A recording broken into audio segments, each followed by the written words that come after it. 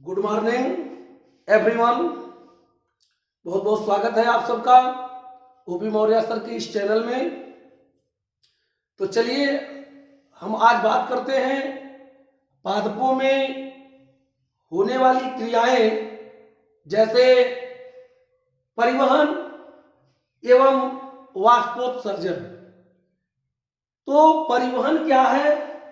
परिवहन का मतलब ये होता है कि पौधों में भी जो तत्व जैसे जल हुआ, खनिज लवण हुआ तथा पत्तियों के द्वारा जो तैयार होता है भोज्य पदार्थ भोजन, वह ऊतकों के द्वारा पौधों में अर्थात पादपों में जो ऊतक पाए जाते हैं, उन ऊतकों के द्वारा एक भाग से दूसरे भाग तक अर्थात पत्तियों के द्वारा तैयार किया हुआ भोज्य पदार्थ, जड़ों के द्वारा प्राप्त किया हुआ जल तथा खनिज लवण पौधों के अन्य भागों तक पहुंचने की क्रिया को ही परिवहन कहते हैं।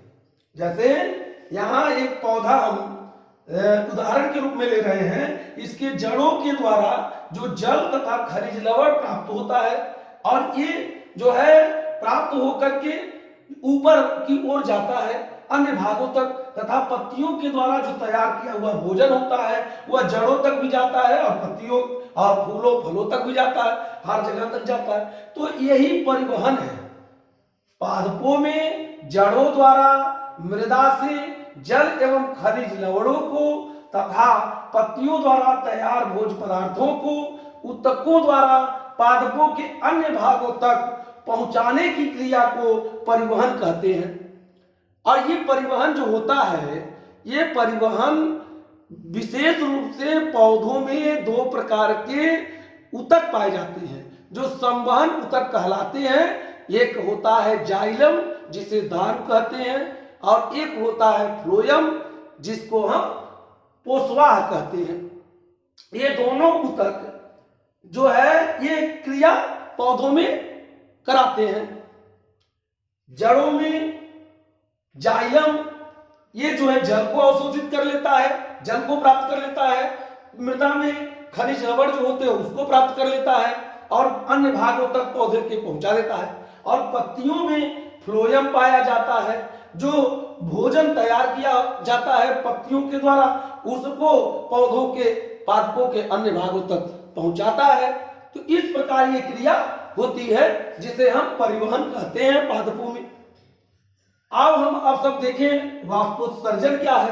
वाष्पोत्सर्जन का मतलब ये होता है कि पौधों में जड़ों के द्वारा जो जल अवशोषित कर लिया जाता है, जल प्राप्त कर लिया जाता है, वह पत्तियों तथा तना के द्वारा 95% भाग जो है जल का वह वाष्पीकृत हो जाता है, मतलब वो वाष्प के रूप में बदल जाता है और जो है उत्सर्जित हो जाता है पादपों से, तथा 5% भाग केवल पौधों के विकास के लिए तथा उसमें होने वाले जो है क्या कहते हैं उपापचयी क्रियाओं में प्रयुक्त होता है।